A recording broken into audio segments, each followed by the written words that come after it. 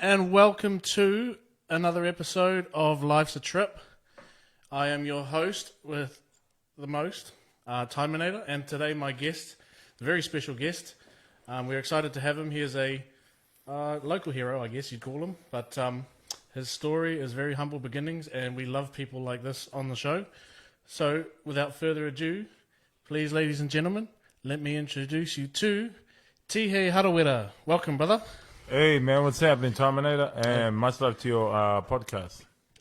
Thank you for coming on, bro. Appreciate it. We're honored to have you. First up, we would just like to say, how has this year been for you, man? With COVID and everything, traveling around and doing music videos must be a bit of a doozy. Well, the first time for lockdown with that level 4, level 3, level 2, level 1 and all that was an adjustment that we all had to get used to in life, and wasn't allowed to travel overseas like I always do. So I got to admit that 2020 was like a bit of a roller coaster. Good reasons and bad reasons, but at the same time, I enjoyed it. And hopefully by the end of 2020, the borders are going to reopen, and hopefully we won't have to go through that quarantine stuff. Oh yeah, for sure. It's what do you normally do for a day job, bro? Busking. Just busking? Yeah. No, you don't do any cashies or anything on the side? Or just rapping's your passion? Music's your passion, isn't it? Yeah, busking is my passion, man. Just entertaining people is my life, and it's my enjoyment. It's my happiness. It's my it's my place. It's basically like my stomping grounds. Just on that, let's talk about your life a little bit. Your roots growing up. How did you get into music? All of that. I've followed your story a little bit from what videos I could find. Your little doco and that. Growing up, being born up north and coming from up north. Actually, my missus is born in Kaitaia as well. So shout out to her. But what was life like growing up? I know you've had your challenges. All right. I was born in South Auckland. I was born in Otara. I lived there till I was 2.5 years old. Then my family relocated to Kaitaia because my dad wanted to move back to his father's homestead of Te Kau. And so we made the shift up north, and my 2 little sisters were born up there. And I spent most of my childhood in Kaitaia. And when you come from a small town like mine, like your partner as well, the toughest part of growing up in the country is finding your own passion and being dedicated to it. Yeah. And being so committed to a point where that's your everyday passion, nothing more, nothing less. And I chose to go freestyling is because in my life I had no goals, I had no ambitions, I had nothing. I didn't really have much friends at school. I had a few good friends, but not all friends. So you still got your day ones, your real ones still mess with you? Yeah. It's a good feeling, and also like people that didn't like me back then want to know me now, and that's cool. It's like a transitioning, but sometimes you don't forget what happened. Yeah, of course. You forgive, but sometimes you don't forget. Yeah. So what got you into music, brother? I read somewhere that 2 artists in particular really encouraged you to get into the game per se. Hayden Clark and Jermaine Whittihira. Back in 1998, and I was just at the youth convention because I had nothing going. I wasn't going anywhere at all, like I was saying before. I just overheard these fellas freestyling, and I thought, wow, that's pretty cool. I've never seen that style before. I've only just seen people just rap on the music videos, and I think, oh, cool, but then they write it down, and then in the studio, blah, blah, blah, from the likes of Tupac, Biggie, LL Cool J, Nelly, all them dudes. I started like becoming addicted to it. Yeah. Addicted to it that around then, I was playing sports. I was doing a bit of side music and all that. I was just happy to be free at that time. But a couple of years after I started my career, an important man in my life died. Okay. Yeah, he was my dad's brother-in-law, Uncle Pat. And he was to me like what Gus D'Amato was to Mike Tyson. Oh, right. Yep. I The understand. guy that made Mike Tyson the heavyweight champion. Yeah. Well, that's who my Uncle Pat was to me. He was my Gus D'Amato. Fair enough. And I was the student, he was the teacher. And I just didn't want to play sports. And 8 years after he died, I struggled to perform on the field because he wasn't there anymore. I just struggled. It's just because I didn't feel loved. Yeah. Is it, would it be a safe assumption to say you, at that point in your life, maybe got depression and battled that? I did face depression for such a long time. I was depressed because I was lost. Yeah. I was confused. I was young. I had no turning points. You didn't have that guiding light anymore, did you? Right. Yeah, exactly. And when you have someone in your life that gives you that guiding light and that direction and that opportunity and the belief in you, you feel good about it. But when they're gone, you feel down about it. Yeah, it's like almost it's an emptiness because that hole has appeared. It's, there's a void that hasn't been filled now because it was there, so prominent, and now it's you've gone so long with it, you don't know who you are and what to do without it. Well, after he died, I thought I would struggle forever until I met a whānau from Whangarei called the Wihongis. I met my best friend at that time, Isaac Wihongi. If it wasn't for him, I wouldn't be on the show. Let it be known. His sister Rochelle, his older brother Thomas, his younger brothers Julian, Alshan, Tarongamau, Patu, and Hinare. So I hung out with them a lot, and I hung out with Norman Berryman, the late rugby player. Oh yes, yep. His little brother as well. Norman passed away 5 years ago, just 2 weeks before my film release for Tihei. God bless his soul, rest in peace, my dear friend in the world. And his sister just recently passed away. Yeah, I saw something on your page about that. Yeah. It's been a rough one, yeah. It is, bro, but sometimes it's the life we choose, it'll come back and haunt us. Do you find that people make the assumption or guess that you're related to Tihei Harawira just because your last name? Yeah, well, he is my dad. Yeah, of course. And some kind of get a bit skeptic about it. Yeah, I was going to say, what's that like? Because I mean, given the figure that he is, and then you're doing your own thing, what's that like? It's a good question, my bro. I'll answer that because earlier this year, a good mate of mine, I was up in Tihei for lockdown, for isolation. Yeah. It was just me and my cousin. Yeah. And you know how my old man was getting into trouble for breaking COVID-19 rules from up north? Yeah. When he came down Auckland to buy some protected gears for his workers? I'm not sure what was going on. Yeah. Because I was too busy in the bush. Me and my cousin, we had no idea what the hell was going on. Because me and my cousin, we don't watch TV. Yeah. We don't watch the news. We don't read the paper.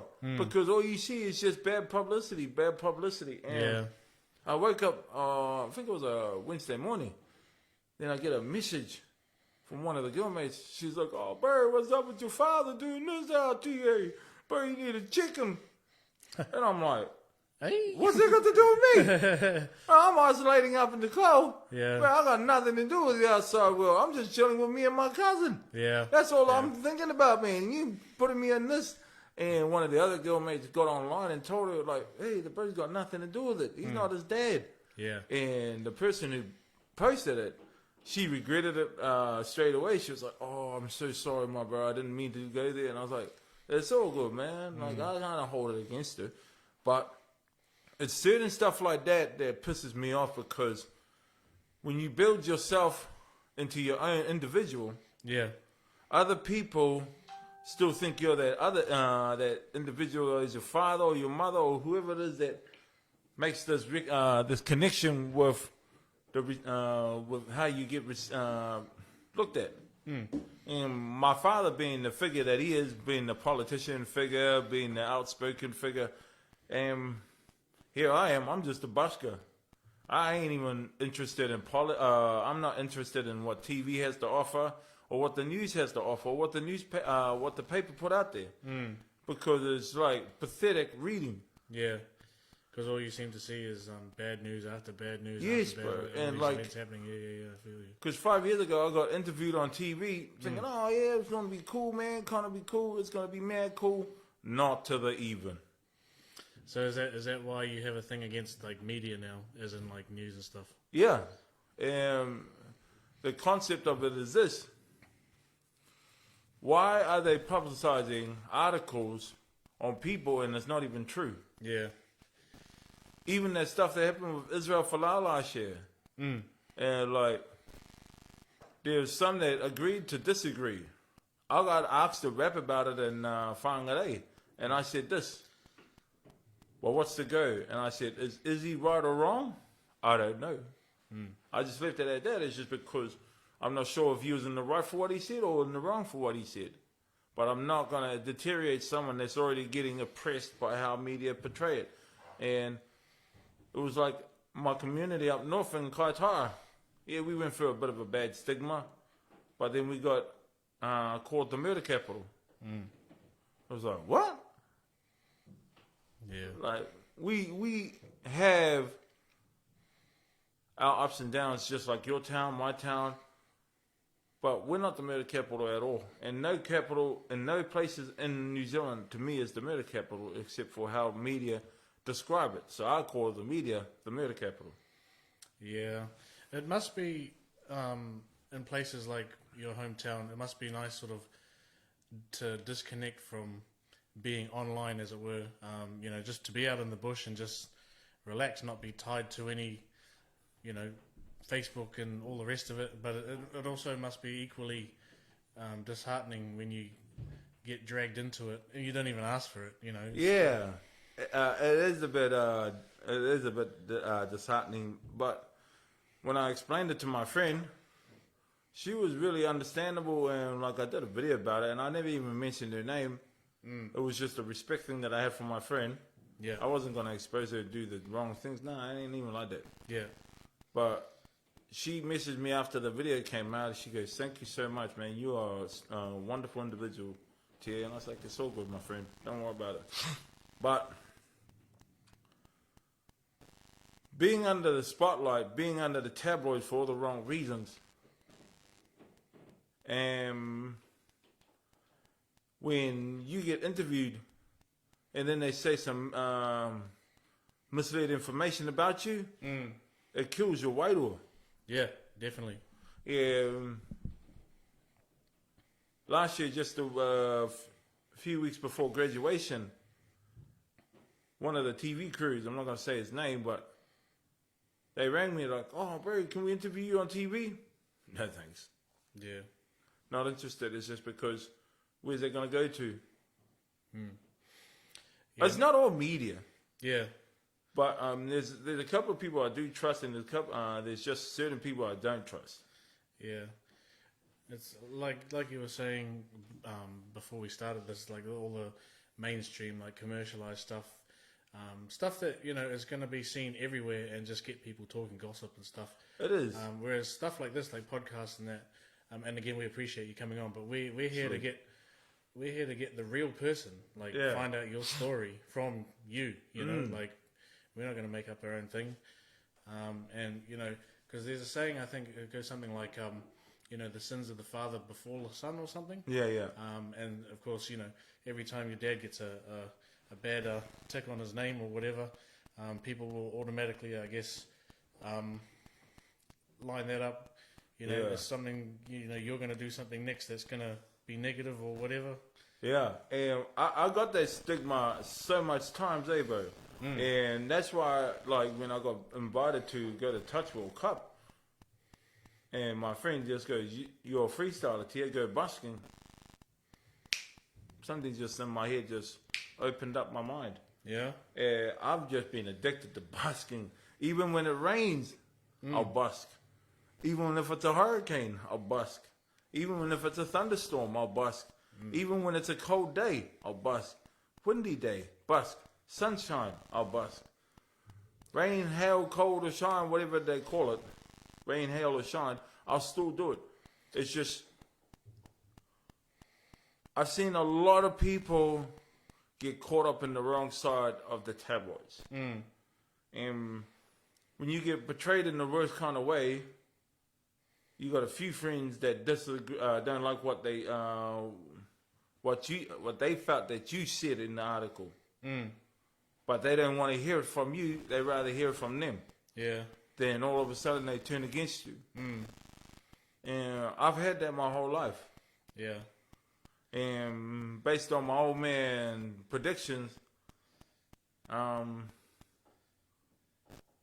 there was a certain time where I went out with a person, and her mother was like judging me because of my father. Yeah. She wouldn't even give me a chance to be with her daughter. Yeah, that's when some false, I guess, identity or false pretense about you, supersedes you before you even meet the person. Yeah, it's very, it's breaking. It's breaking for me because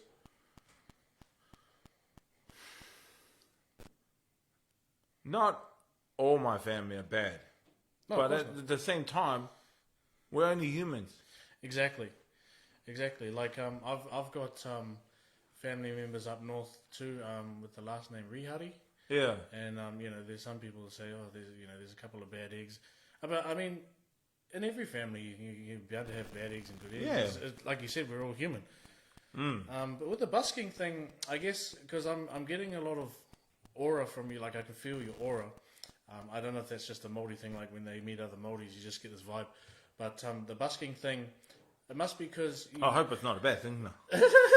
No, it's honestly, like, you must get a kick out of doing the busking partly because I sense that you're a bit of a people person and you meet all walks of life and different characters and you enjoy that. I really enjoy it because I've come across a lot of buskers. And, like, covers buskers and all that. They're all right. But apart from myself, there was only one guy that I ever remembered that brought a challenge to me. Yeah. Bo Munga. Oh, true. Yeah. He was actually a good challenge. Yeah? Yeah. He was he was actually good. Just before the X Factor began, the one he won, remember, back in 2015? Well, I had never seen anyone that I remember. Maybe it was before me. There's going to be videos of buskers making other people cry, but I wanted to come from a perspective where I could just tell the truth from my heart, but with words and poetry. Yeah. And I've had an up and down upbringing or just journey through life in general? Yeah, it's just a journey. And I can express my story to someone and they can relate to it. Just like last night. A few years ago I was asked to rap about this girl and she went away for a while. And she finally just came through. She's been out for a few months now. Yeah. And I did her a rap. Everything I was rapping to her about, she was like, whoa, this kid, he knows everything about me. I was rapping to her about like life struggles, life obstacles and all that, and life challenges. Yeah. And I rap to little kids, I rap to sisters, I rap to anybody that's even lost someone. And you can see it in their eyes that they can't stop crying. Yeah. Yeah, I've seen on your doco Tihei, I saw You know, how you rap at the markets, and you have your little sign, you know, give me a topic and I'll rap about anything. And that's cool because, like, you see on TV shows sometimes, I don't even watch a lot of TV, neither do I actually, but like stuff on YouTube where they do like shows like this, radio shows where they, you know, put on an instrumental and they get a rapper to like do like word association and stuff. So they give them a word and they just like a topic. And I've done that before with Flavor, Mad Love to Flavor. Like they've given me a shot, including New FM, and even this show here is just like having a quarter over with you has been awesome. So I appreciate it. No, we are honoured to have you, man. Like the type of person that I'm sensing you are. Like we love people like you. Am I humble in your eyes? Yeah, honestly, you are because you're real. Yeah. And in my personal opinion, you're like the embodiment of not just what every Kiwi should be, but just what every human should be. Just real. You know, run it straight. Speak your truth. You know, don't gossip. Just, you know, because you only get one chance at life. You only got one chance to live, so just be honest throughout. Like people will either, you know, F with you or they won't. Yeah. No skin off your nose. Too true. One of the biggest turnarounds of my life was becoming a vegan. Yeah. I've seen a post on your page, I think it was maybe a week ago, where or maybe a little longer, where some people you were saying they were laughing at you for choosing that path, and you're never going to get gains, or you're never going to lose weight, or blah blah blah. Yeah.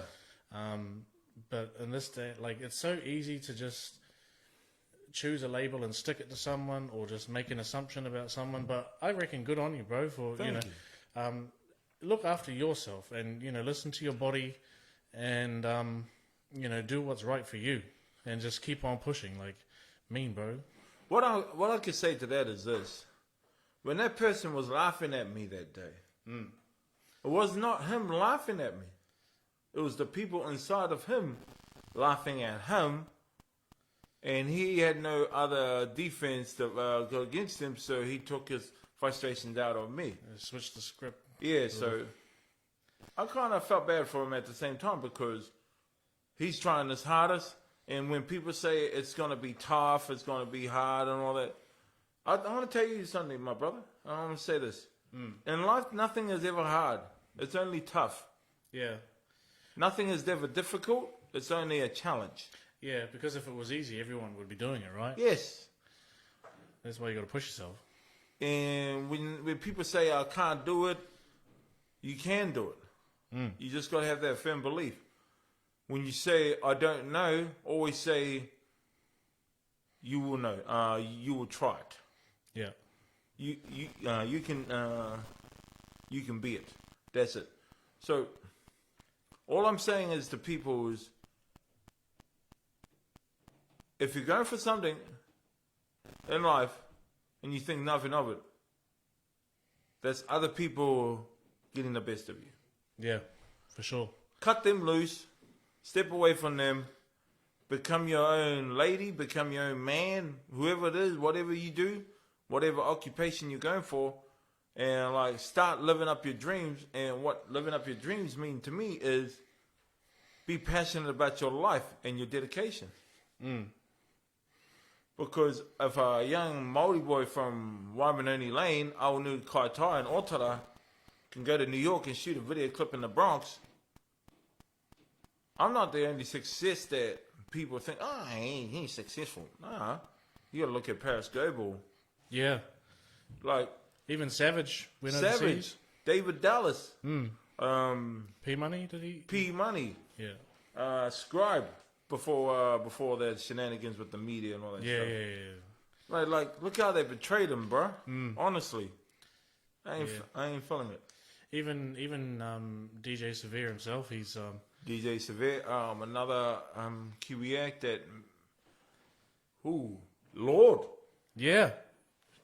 Bro, like, her being the first Kiwi to win an American award. What was it? At the MTV? I can't remember exactly. It was back in 2014. It wasn't. the name escapes me, but yes, I'm with you. Be right. Bro, like, I'm not sure how she did it, but bro, honest to who, she made us proud, Holmes. She did. But I'm proud to be a Kiwi, man, because of her reputation. And like, you look at all the other ones, like one of the Runga sisters, I think it was Big Runga or Bo Runga, and they sang their song, "Oh, Sway, don't ever go." And you find it on American Pie. Yeah. But that's a Kiwi song. Yeah. And anything is possible. Yeah. Anything can be accomplished. Anything can happen. Dreams are a reality. Dreams are very possible than impossible. Yeah. For sure. Do you have nicknames? Because one of my work boys, I told him you were on the show today, and he goes, "Who's Tihei?" And I said, he raps at the Otara markets. He goes, "Oh, Natural T." Is that one of your nicknames? I used to be known as Natural T. Much love to your workmate.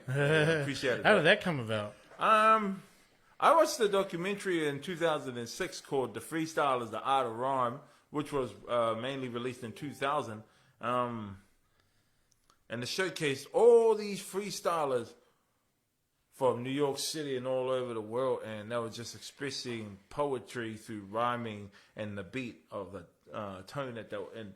And there was one rapper that caught my attention, and like his name was Supernatural. Oh yeah. He's regarded as the best freestyler in the world, hands down. So I really was so inspired. Like, he gave me a lot of confidence. And I decided to name myself after him, and seeing that my first name was Tihei, I take out the I-H-E-I and just leave the T and just take the natural, and that's what it was. Natural T. Yeah. I think that's awesome. And along the way, when I was over in Scotland, everyone just knew me as Natural T. That's wicked. In Scotland even. Well, I went over for Touch World Cup. I had never been overseas before until 2011, bro. Yeah. As soon as I got out of the country of New Zealand, I was like, man, I'm going to Scotland. First place you stopped at, Australia. Next place, Dubai. Wow. And then we got to Glasgow. And then we went to Edinburgh. And the place was so unbelievable. I can imagine. But like we were saying before, these names like Savage, David Dallas, Lord. Who did you mention before? DJ Severe. DJ Severe, Paris Goebel. Like, what they accomplished was just their years of hard work and their motivation and dedication to their craft. But along the way of our crafts, there's always going to be a certain few people that come with us that turn against us. Yeah. Yeah, I know not everyone, Lord wasn't everyone's cup of tea, who did music and that, but regardless, Kiwis were born to put other Kiwis, or just New Zealand itself, on the map. Well, definitely. Because we're pretty much, besides, the islands, we're the smallest country in the world, but sometimes we have the biggest impact, hey, we're over here. Heart. Yeah, we're over here. Because some people you'll find in the world only know us for either the All Blacks or Lord of the Rings. Yeah, pound to them, man. Yeah. And that's so true. Yeah. And my favorite song of all time in New Zealand, Dave Dobbins, "Loyal." That's a good one. But that represents my life being a Kiwi here, because you see a lot of the Kiwis moving over to Australia, and they've affirmed that their life for now in Australia. The reason I haven't moved over to Australia, I love Australia, man. I love that place to the fullest. Yeah. Bro, mean lifestyle, atmosphere is unreal, opportunities galore, but at the same time, I'm too much of a marae boy. Yeah, yeah. It's when you're deeply connected to your roots like that, and just having, I know, when you try and mold yourself to be your own person, as you mentioned before, to differentiate yourself from your family and what they do.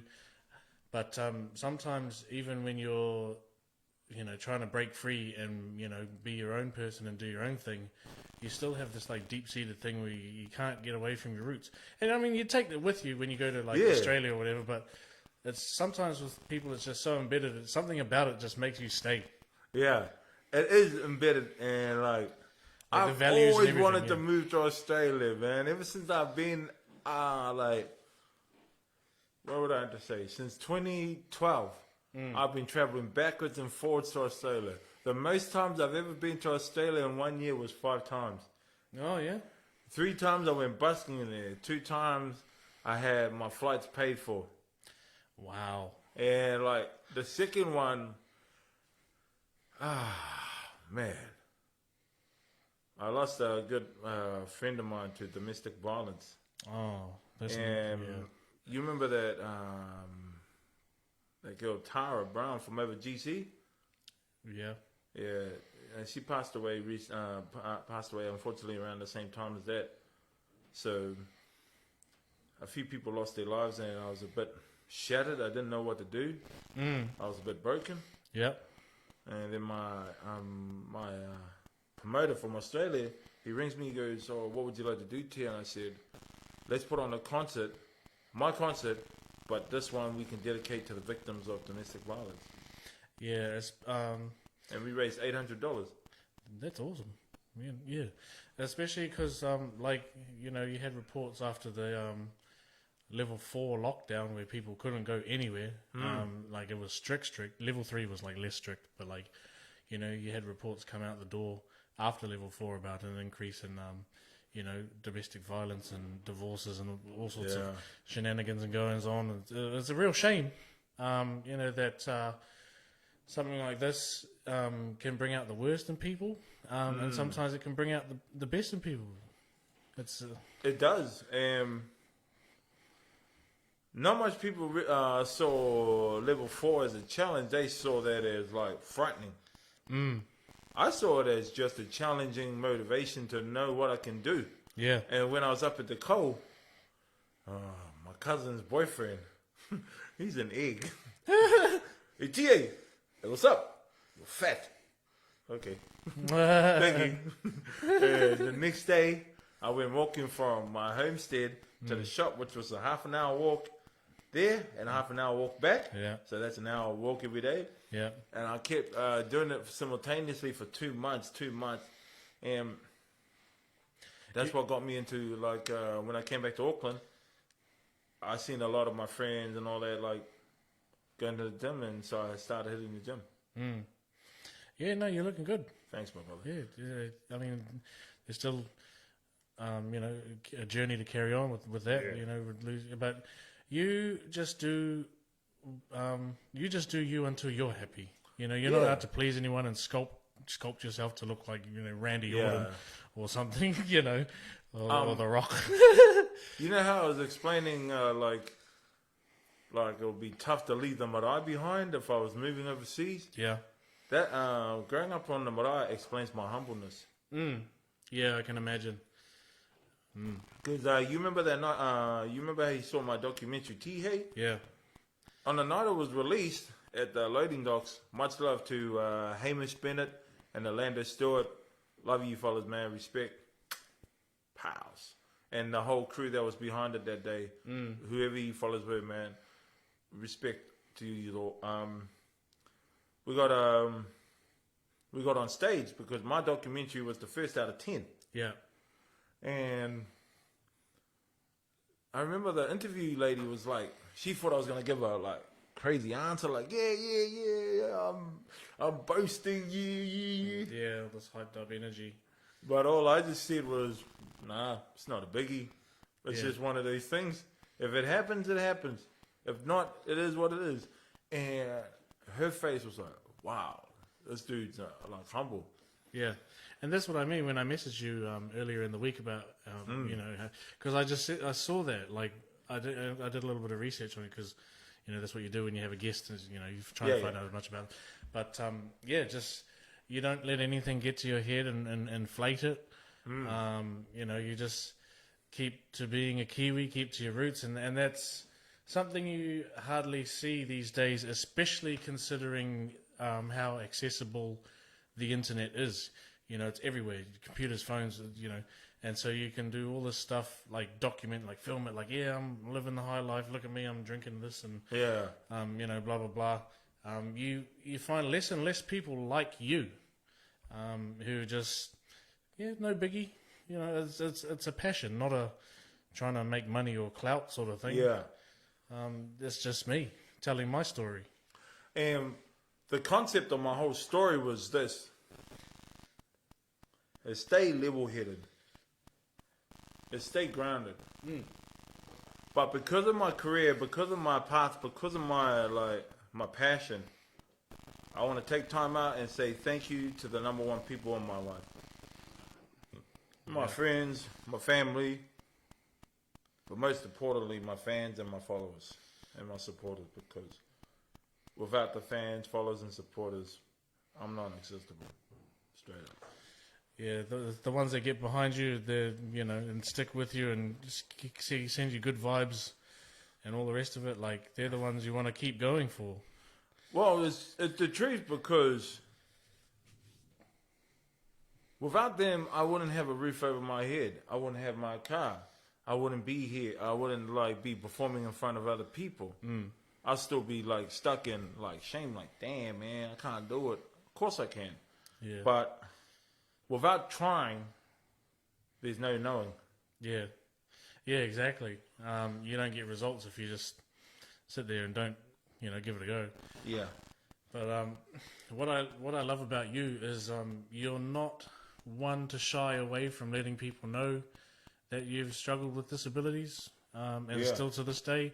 I remember, I think it was on your documentary or one of your videos. It was Tihei, the documentary actually, where you're like, I have autism, but look at me, I use it in my freestyle, sort of. Like, that was dope. That was really dope. And to not be afraid to let people know, because there's this stigma about, especially with males, trying to be like the tough guy and not show feelings and emotions and let people know your problems and stuff. And here you are, like, just embracing it and letting it build you, and that's really awesome, brother. Thank you, brother. My firm stance on it was what I faced in high school and intermediate was one side incriminating. I just released a song called What's It Like to Be Gifted, and it's a track about being autistic. I said in the first part of the song, I said this: I got bullied all the time, then I became the bully. Nobody cared. I was paranoid or scared or understood fully. Yeah. And they didn't realize I was getting bullied in a certain way. They just turned their back on me. And when I became the bully, they hated me for that. And that's judging. And my biggest concern with some people is this: if you're only feeding off what other people are saying, but you can't do it yourself, then it means you cannot stand on your own 2 feet. Yeah, they can dish it, but they can't take it. Yeah. Don't like the taste of their own medicine. People like that, no good. In the bin, off you go. Bro, kaki day, gone, goodbye. Yeah. And all I've ever wanted to do was explain to people what it was like to be me. Yeah. But they were too afraid. But they didn't forget. They didn't realize that I've never forgot. Yeah. I've forgiven half of them. I've forgiven all people that have done me wrong. And I hope that they've forgiven me too.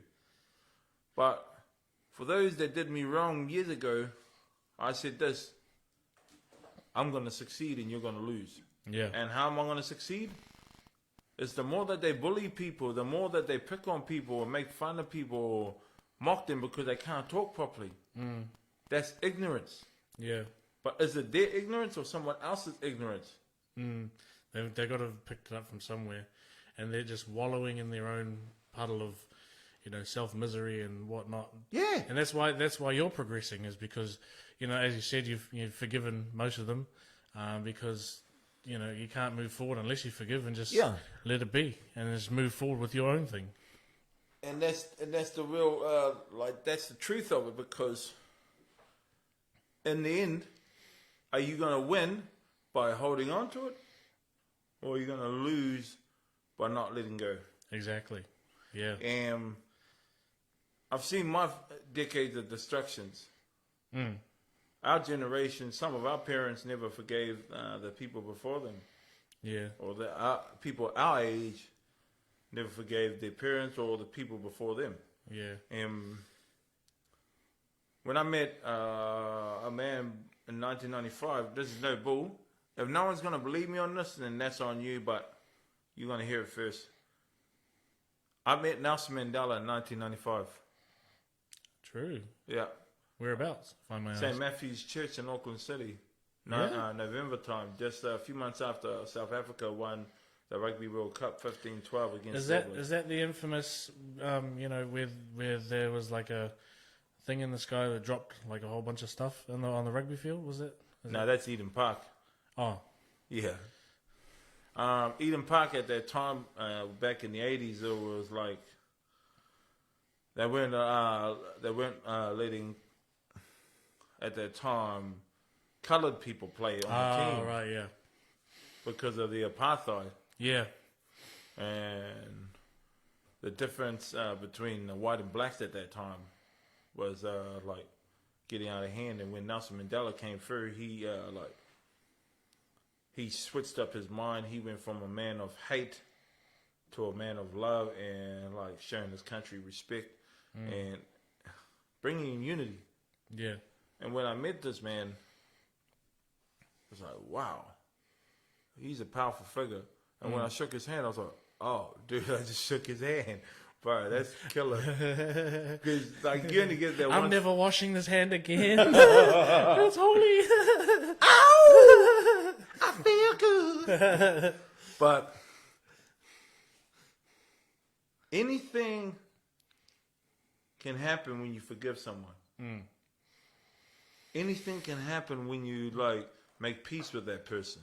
In my life, it's this: if you can't forgive, then you won't live. Yeah, and then you get some people who, like, say if they end up on their deathbed and they want to tell you like their regrets, and that's part of it is I regret never having made up with this person or never, but because you feel cleansed or like washed of any negativity when you forgive, and you feel cleansed. It's the most powerful part of human nature. Is the forgiveness. Yeah. Yeah. Because you're letting go of all the anger, all the frustrations, all like the broken relationships, all that stuff that you thought could never ever heal, but it actually healed. Yeah. If you take time to learn, you actually take time to listen and vision to what can be better. Yeah. It's like because I don't know if I'd call it a philosophy, but there's this thing. I can't remember exactly how the quote went, but it said something like, if we stop being friends, I still want to see you eat, just not at my table. And there's a deep meaning to that. Like, you still want to see people win because you don't wish ill will upon anybody. But if you're going to start stealing from my plate, I'm going to change tables or I'm going to kick you off, But I still want to see you eat, just not with me. I believe that term too, because some of the biggest conflicts we ever have in our whole life, especially for Maori or whoever, is our own families. Yeah. But now these days, I got a new concept. It's whenever they think negative and they're like always bringing me down, the next day, they're like, hey, bro, how are you? Goodbye. Yeah. That's all I say. Wash my hands of you.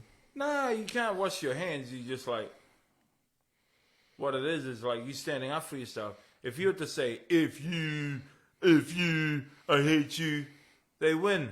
You lose. Oh, yeah. So you got to come back with a nice response that they can't reply to. Yeah, as they say, kill them with kindness, right? Yeah. Yeah, like they'll be stumped. Because everyone's after a reaction. Yeah. And if you give the one they're not expecting, they're just like, hold up, wait a minute. Like, is that it? It's true because we all go through negativity. Oh, yeah. We We all all face go it. through doubts. Adversity, yep. Yeah. Obstacle, impossible moments. Whatever you want to call it. Yeah. And all I ever wanted to do was get out on my own and make myself a living. But because of certain whānau that hate what I do, and the reason why they dislike me is because I don't pick them before me, I pick myself before them. Yeah. They dislike that.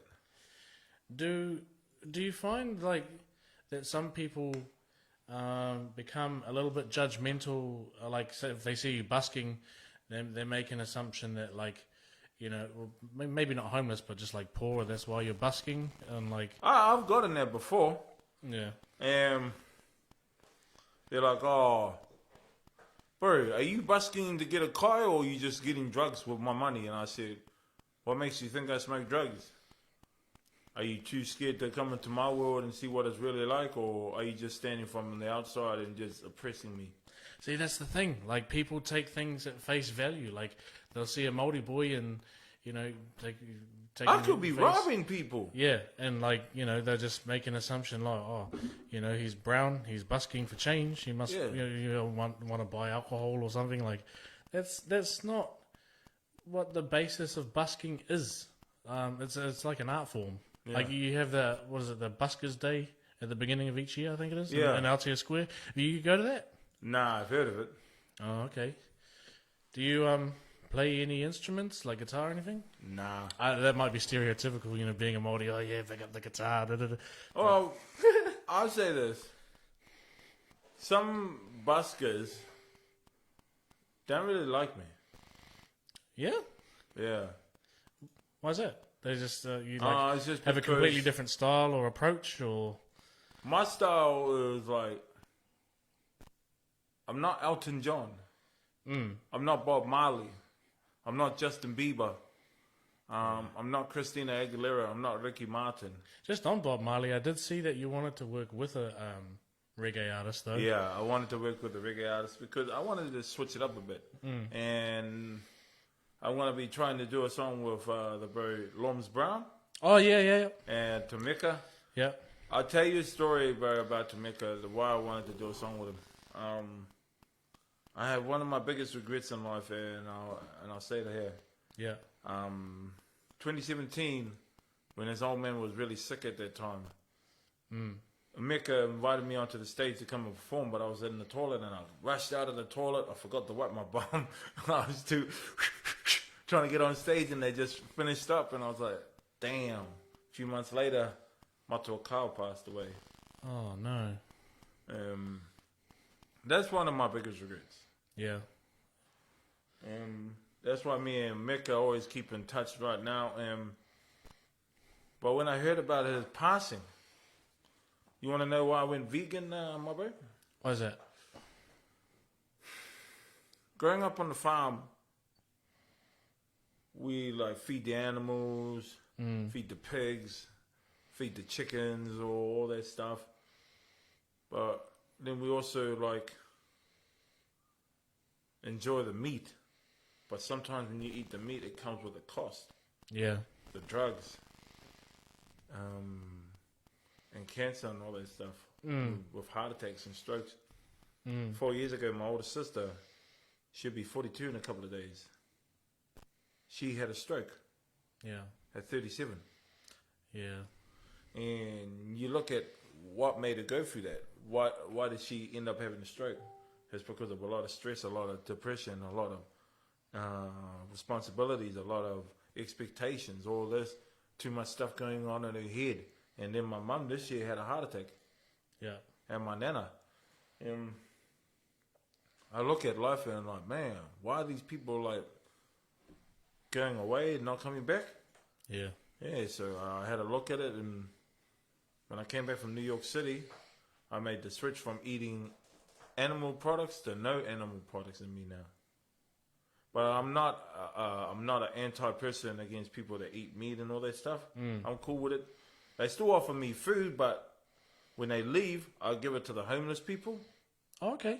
And when I'm at the Otara shopping centre, I'll always buy the homeless people food. That's just my my whakaaro. It's just like, that's the way I roll. Yeah. And when I see the kids, I'll get them a kai. Anybody. Yeah.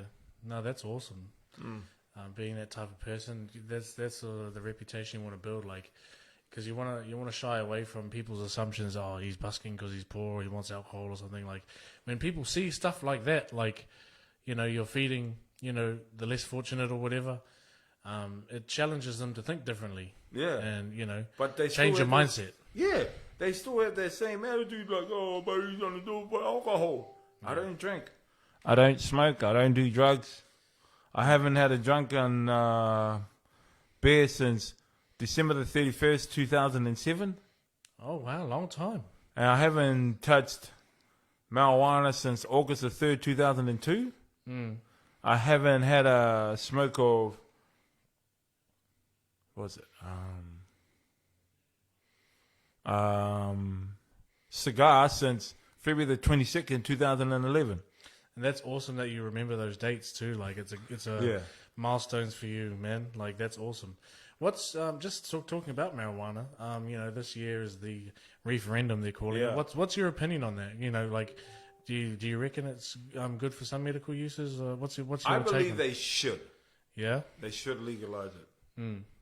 Because people say, like, even if they don't smoke or ingest it or whatever, like, you look at all these A-list actors. Who doesn't smoke weed? Yeah. But you know, it really does have some, you know, medical qualities for a lot of people. It does. And the problem is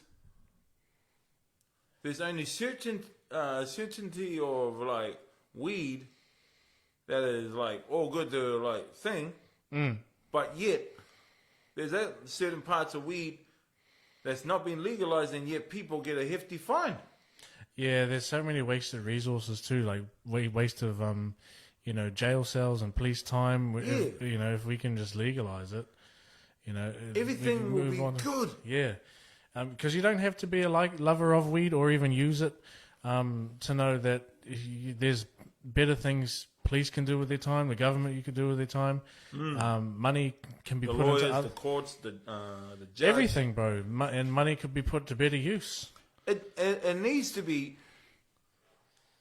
What I refer is that they legalize marijuana.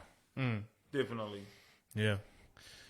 I'm not, to all people that might dislike what I just said, don't take it to heart. Don't take it on board as like a disrespect. I'm just saying what I felt. Yeah. Because you can't deny there are some, for some people, there are some qualities where it really helps them. Yeah. You know, you get cases where people with depression, you know, they go to the doctors, they go to counselling, they take the pills, and it just rubs them up the wrong way. And, you know, their medicine is in, like, the oils or whatever it may be, as opposed to, like, pharmaceutical-made stuff. Some people are just wired like that. Yeah. That's just how it is. I know with your old man, you know, being in the politics world and whatever, you know, you try and stay away from it. But if I may be so bold as to ask, what's your take on the whole politics at the moment? You know, Labour, National, yada yada yada. What do you think, bro? I just want what's right for me. Like, I'm cool with like Jacinda Ardern. That's just me. A lot of people hate my guts because I won't disrespect her in a rap song or freestyle. But there's no reason to. They got to realize something. There's a difference. I don't read papers, nor do I watch the TV. Yeah. And every article that they talking about that they're frustrated at me about, I don't have time to read it. It's just because it's one-side information. Yeah. And I have this concept. If you read what you believe, be ready to be defeated. Yeah. If you don't read what you see, you succeeded. Learn the difference. Learn what I'm saying. Yeah. Is misled information the truth? Or is misled information false? Too much people get carried away into that whole thing of, yeah. But no. Like, much love to Labour, man. I hope they do good. Yeah. Everyone else, that's just me. That's just my take on it. And when I met Jacinda, she was cool with me. I was cool with her. And what she did at Waitangi Day, when she got on the waka. Yeah. No, that was cool. Bro, that's respect. John Key couldn't even do that. Yeah. And it's funny because you find any other country in the world that will call its leader auntie. It's too true, bro. Yeah. Because she's compassionate like that. She just comes off like that. And that's how we react as a... When we were in the whole lockdown. She was doing lives and checking in on everybody as if everyone was an old friend of hers. That's how she addressed the people. Like, she's cool. And to do that with a new baby as well. Well, not new now, but like, yeah. And what she's done for our country during this time has been nothing short of like inspirational. People are going to hate me for saying that, but who cares? It's my honesty. I'm not disrespecting anybody. I'm just saying what I felt. And like, people only buy into what papers put out there. Yeah, but you look at her track record too with like the whole Christchurch mosque shooting, Yeah. and like the last few events, the big events of New Zealand, and now this. It's changed our whole lives. Yeah. Like that whole mosque attack, I did not know what to think at first. I was like, whoa, was this planned or something? But to those 50 victims that died, God bless their soul, rest in peace. Thoughts and prayers to their loved ones that are still with us, but thoughts and prayers to the ones that lost a loved one. The challenging part of being in New Zealand for anybody this weekend to vote is their own desire to what they believe to what they don't believe. Yeah. A lot of people are going to go with facts or figures.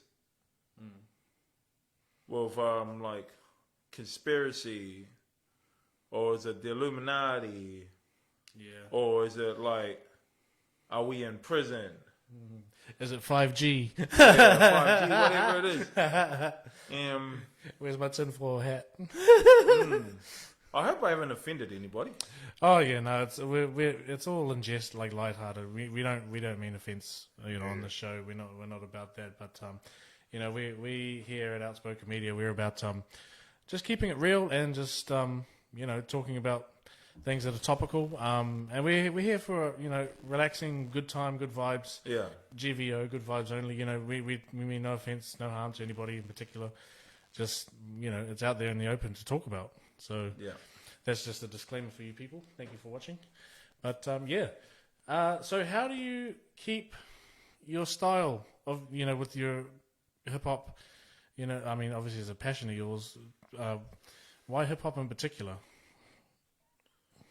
Man, I had a brother. He was a breakdancer back in the days. Yeah. Well, I've been told he was really good at dancing. I saw him dancing a couple of times when I was a kid. But he was influenced by the bad crowd. Oh, okay. Right. And kind of went off the rail with him. Oh, sorry to hear that, brother. It happens. Is what it is, eh? Yeah, it is what it is. And I love my brother. Yeah, of course. But in saying what I said, but I wanted to like follow my own trail and be my own man and not follow my dad's footsteps. Because everyone, including some of my family, didn't like me going against my old man and being my own man. Well, I wanted to show you what that was like for myself. Yeah. And my perspective and why I did that. And why I did it was this. if you follow a trend and you're not comfortable with it, years on, you're going to be uncomfortable about it. Yeah. I mean, how do you tell your story if you're living someone else's? Like, the chapters have already been written, and you're just doing the same thing. That's not your story. That's not who you are. Yeah. And everyone wants you to follow the line. Yeah. If you don't follow the line, then you're good as nothing. And yet here you are against the grain, being good for something. Yeah.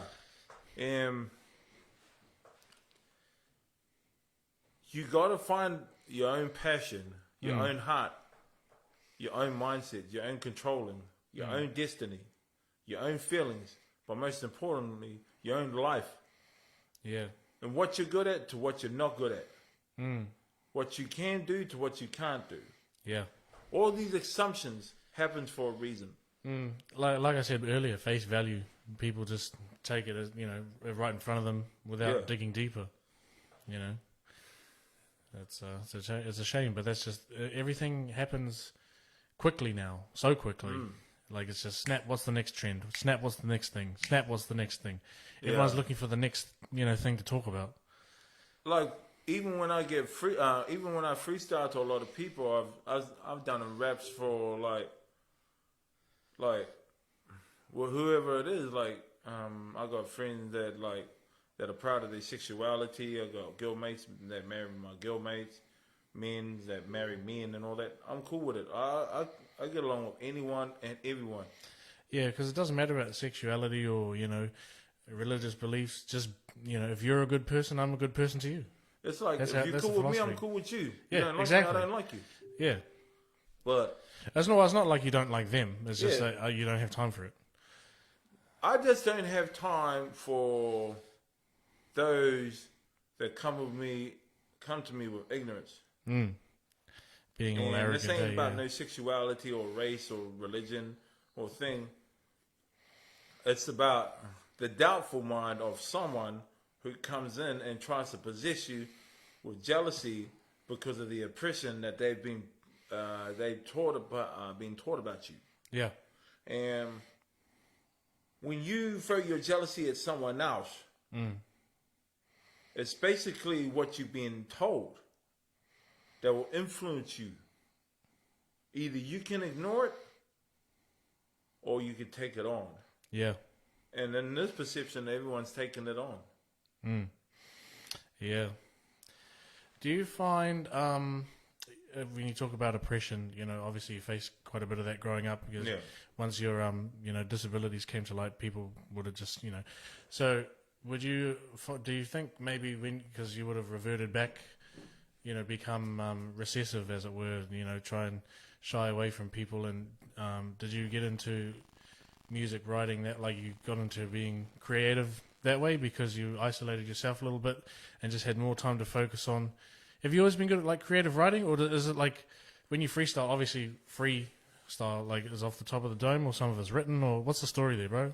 I started high school, 1998, and after I got taught by Hayden and Jermaine, I used to freestyle to myself in class, like rap words to myself, and everyone used to come in. I used to get laughed at. Yeah. Because they always thought I was this funny type of character. Or like just trying to be cool for breaking out of the shell, as it were. Yeah. Like, if you follow a crowd that's not in your life, that's not really acceptable to your feelings or your upbringings and stuff, what's your next move going to be? So I carried on. Yep. And that's what I did. Even when people didn't like me, and I saw it. And so I carried on, and the more I carried on, the more people realized that I wasn't going to give up. Yeah. I was never going to quit. And why I never wanted to quit is because of those people. They drive you. No. No? I saw talent before me. And they Forget didn't. to carry on. They say talent can take you as far as you can. But talent doesn't die. No, of course not. Your brain doesn't die. Your body doesn't die. It's the collapsation of people in your head. Yeah. The people in your circle. The people of your choosing that you claim to be as your friend.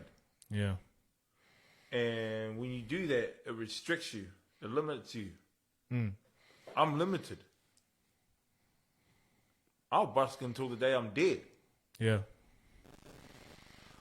Like, and that's the thing about confidence and fear. Yeah.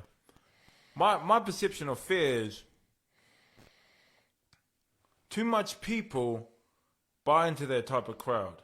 Oh, I can't do it. I don't know. It's too hard or difficult. Yeah, put it in the too hard basket. Yeah. Find something else to do, yeah. And then they Everyone start wants making up easy. excuses. Yeah.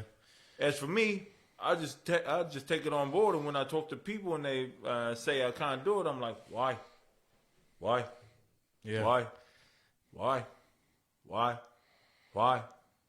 And then they hate my guts. Yeah. And why they hate my guts is because I actually care and I want to see them succeed. If I say why, it's not disrespecting their privacy. It's just telling them honestly, stop being a failure and stop acting like a loser because you're not a loser. Yeah. And it's like the crowds we hang out with. Why are they doubtful? It's because they've been taught that in their own lives. That failure is the best way for you to live. Well, I'm here to tell you that failure is not the way to live. Yeah. Choosing to believe and trying is the way to living. That's actually how this whole podcast came about. Yeah. Because I never in a million years thought I'd be doing something like this.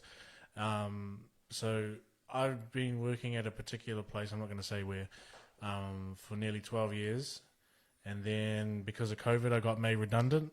Oh, right. And I wouldn't say I was broken, but I was a little, sort of became your home away from home, Yeah. and the work boys sort of become your families, your brothers and that. So it was a little sad at first, but honestly it was a blessing in disguise because I never would have got a chance to do something like this.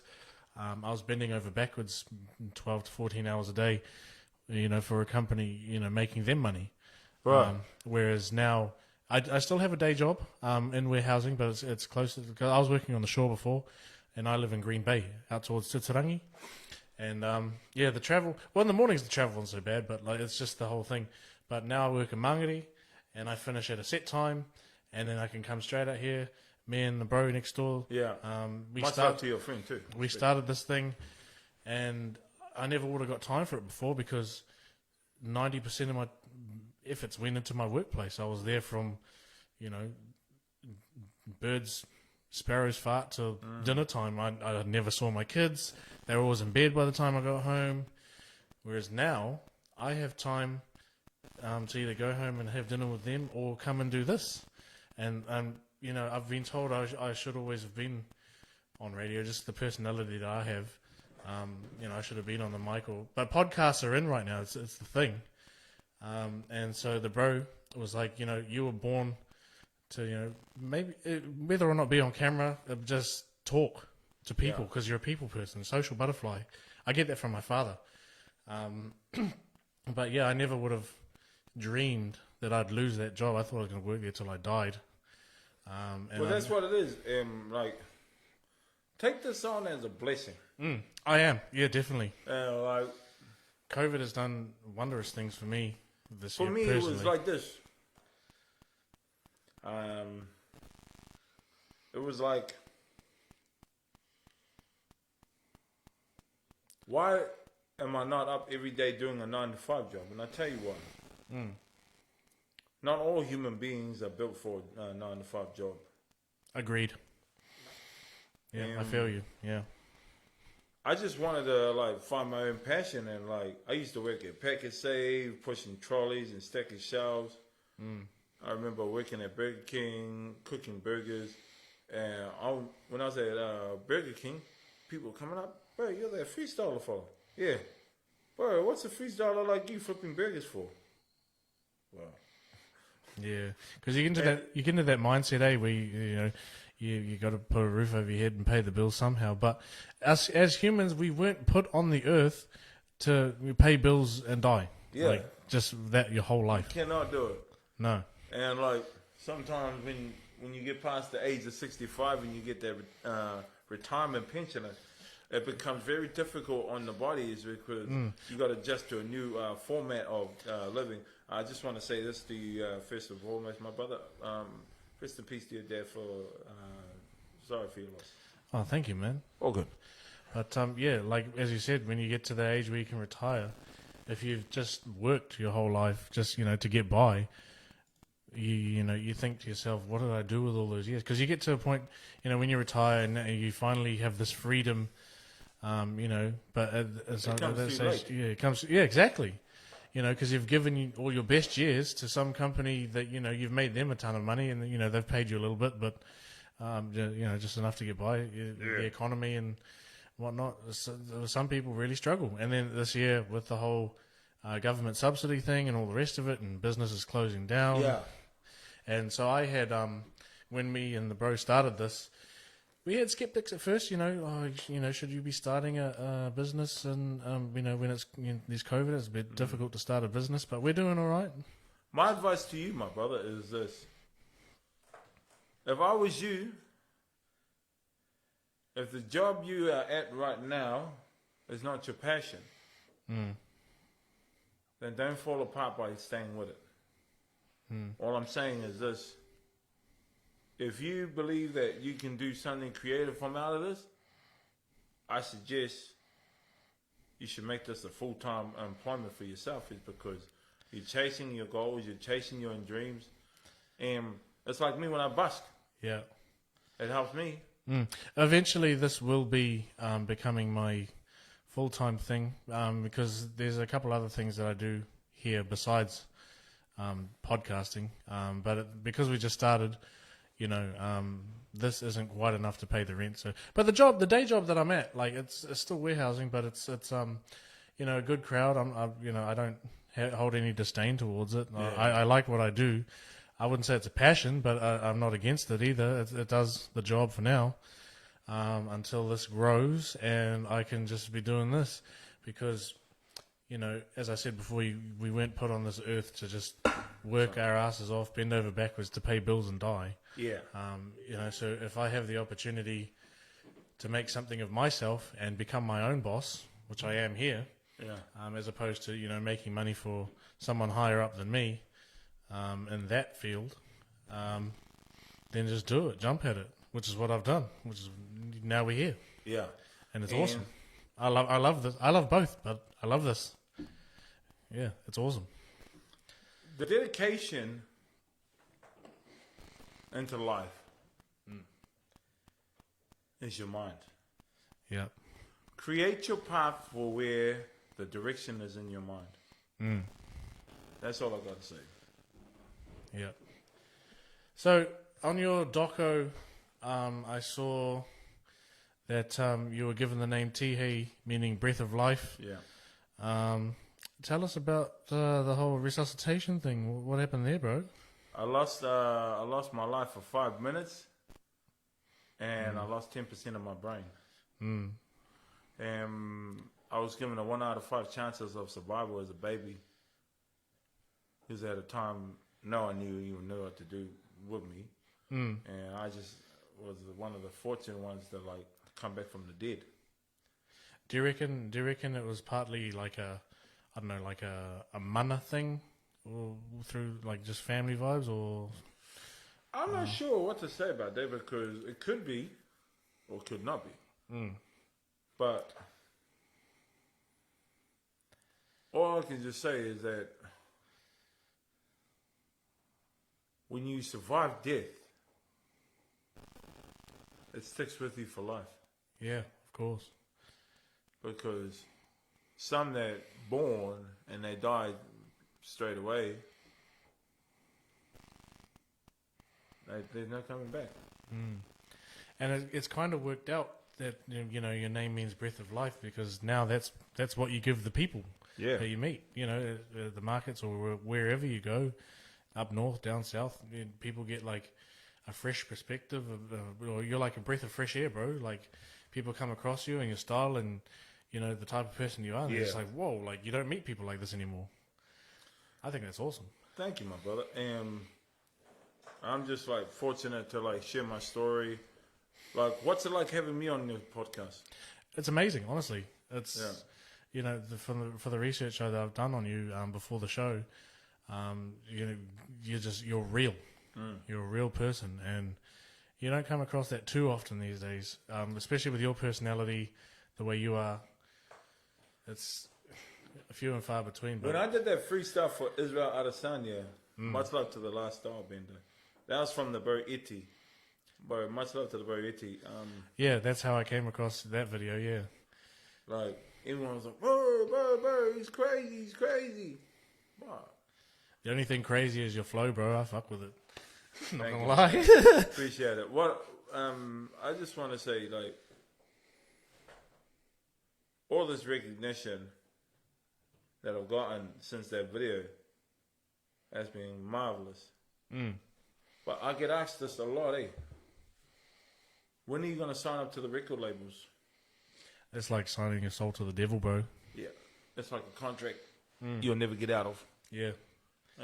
Because the music industry, I mean, particularly in New Zealand, it's a bit stale anyway because we're so small. But you've been to New York and done music, so. Well, you remember that group, Musical Youth? Yes. Yeah. On the left hand side. Yeah. 18 years just to get that pay. Yeah. It took them 18 years to get their first payment. Yeah. From 1982 to the year 2000. How ridiculous is that? Oh, honestly. Have to wait 18 years to get paid for one song, and yet one of your members died. Yeah. That's when I heard that story. It was just like, nah, I ain't with it. And I ain't down for the record labels, bro. And you look at all these artists, George Michael, man, they all died broke. Yeah. Aretha Franklin, God bless his soul. Michael Jackson, Kenny G, who's the one? Kenny, the old fellow. I think I know who you're on about. Yeah. He just passed away this year. Bill Withers, just many legendary artists like Van Morrison and all that stuff, because all those guys we just mentioned are gone. Yeah. Died too young. Couldn't handle the pressure, and it's across all genres too. I mean, like the singer from Linkin Park too. Yeah, suicide, and I'm not sure what happened to him, but if it was suicide as ruled, my thoughts and prayers to his family, no matter what. And Mac Miller as well, another great artist, another great talent. Too young. He was a victim of the publicity. He was a victim of the Illuminati. Just like anyone else. You remember that song, Whoa, Whoa, Whoa, Whoa, I like that. From what I got told, that lead singer Houston cut his eyeball out.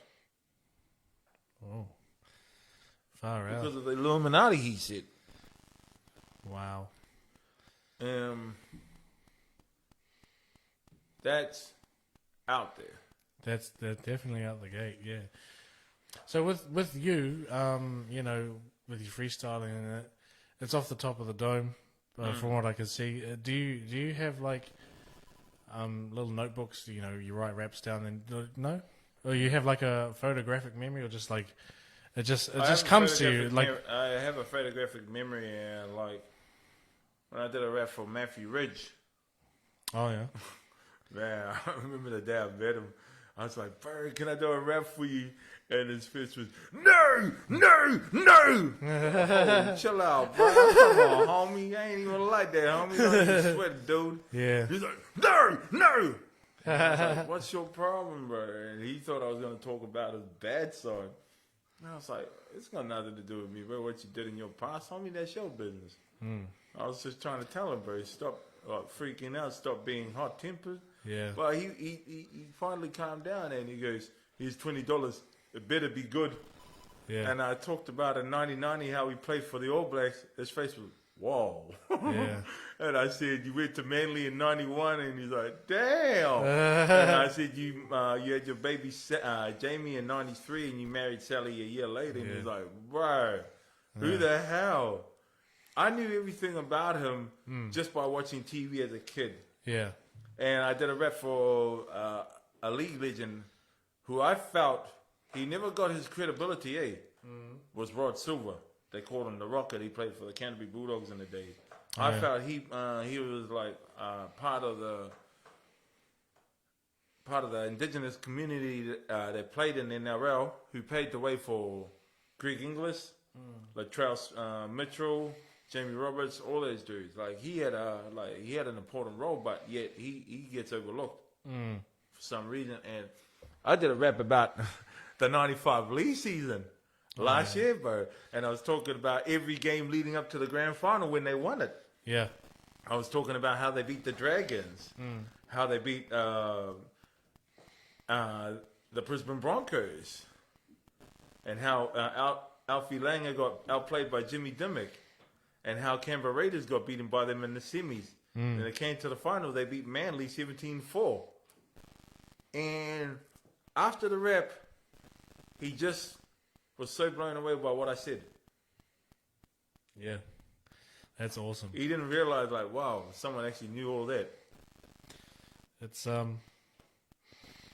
it blows people away when they think that all people know about them is the media, like as you were going on about before, like the bad stuff, and then you just blow their mind with like this sort of stuff, like you play rugby for this and da da da da. Yeah. Like it amazes people that and it makes them know that you care enough to like talk about anything else but that other stuff, and they walk away feeling good. Thanks, man. And the way that you present yourself to people, it's not that common anymore. So props to you for spreading positivity and doing what you do, bro. I want to create positivity because all There's I not see enough is of it. negativity. Yeah, exactly. There's not enough of it. There's too much doubt. There's too much fear. There's too much compliance of believing in failure is the most important. Nah, man. Get out of that type of attitude thinking. Get into the mindset of believing.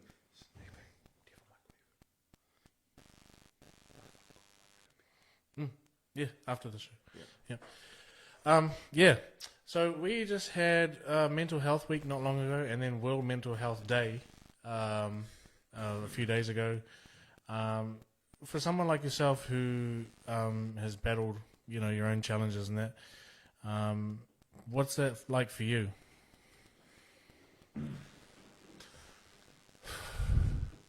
This whole mental health awareness thing, it takes more than just an awareness for like trying to raise things, trying to put on these compliances of mental health programs and all that. We need to come together as a people. We need to come together as human beings. Yeah. We need to come together more than just all these awarenesses, because half of these people that are doing these mental health awareness are killing themselves. I'll tell you a story. Yeah, go ahead. That bugs me. You remember the 2016 when they're doing the 25 push-ups for Army veterans? Yep. Man. Take your time, bro.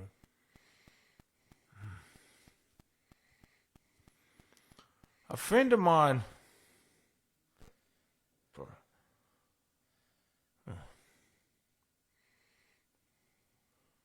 A friend of mine asked me to nominate these names for him when I went busking. And I did it with pride. Easter, Anzac weekend, 2017. My father-in-law, my daughter's grandfather died of cancer. My main man. Then I hear that my friend took his life. The same person who asked me to nominate his friends. That's what I'm saying. I'm not disrespecting anyone that gets out there and promotes all these awareness things, but it's not enough. Yeah, mental health doesn't just last 1 week. It doesn't. It lasts a whole life. Yeah. Because anyone that's lost somebody to suicide, they got to live with the burdens. They got to live with, like, the laugh from other people. Ah, you lost someone to suicide. Yeah. That sucks. And for the parents that lost a kid, either a daughter or son, to suicide, You don't imagine. yes, it was like this girl I met a couple of years ago when she was working at the markets. Her old man was accused of something that he never committed, and he took his life. Then after he passed away, it was revealed he didn't even do it. And that's a lot of bull. I'm going to come out and be honest. That's what we're about here, bro. 7 years ago, I was accused of an accusation. It was a heavy one. And I didn't even do nothing, but then the culprit who said that came forward and confessed she lied about it just to set me up. I went through depression for 6 years. Even when I did that documentary, Tihei, Yeah. I was in depression. I tried to hide it. Yeah. And you do, because I've battled depression. And it's an automatic setting. You try to hide it because you don't want other people to, like, you don't want a pity party, or you don't want anyone else to know what that feels like, sort of thing. So you try and cover it and put a face on it, yeah. I was angry for 6 years when I was graduating, when I was traveling around the world for 6 years. I wasn't happy because it was still killing me. Yeah. So last year, I reached out to that person. I forgave her. Yeah. And she apologized on her side. And my only response was, apology accepted.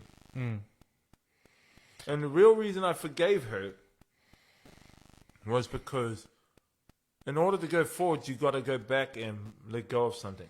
Closure. Yeah. And I got closure, and I'm really fortunate. And to anyone that's been in my shoes, looking for an example, looking for a way to, like, forgive the past, all you need to do is just reach out to that person that did you wrong and forgive them. Yeah. Because the more you hold on to it, the more it carries with you until you're buried, until you're gone into the ground. And it's going to eat at you, and eat and eat and eat. So this mental health awareness, it needs more than just a weak promotion. It needs more than just a weak organization. Because some of these people that work for the mental health can't even get along with people with autism. Yeah. Or like bipolar, but yet they work in these functions and like, yeah. But how could you call yourself a social worker doing that type of stuff, but yet you fear the people who have it? Yeah. I'm not a fan of that. No. I don't like you because you choose to not listen. It's like being two-faced. It's double standard. I gotta tell me what you think of this lyric, and tell me what's your thoughts on the meaning, your meaning to it. I said this: everyone has choices, ambitions by decisions, but why are you fearful to listen for which creates division?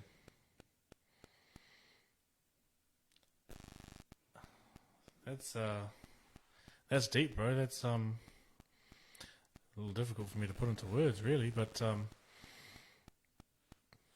yeah, it's why would you go out and be someone who's trying to help, people with mental health issues, but only choose like certain ones that you want to deal with, sort of thing.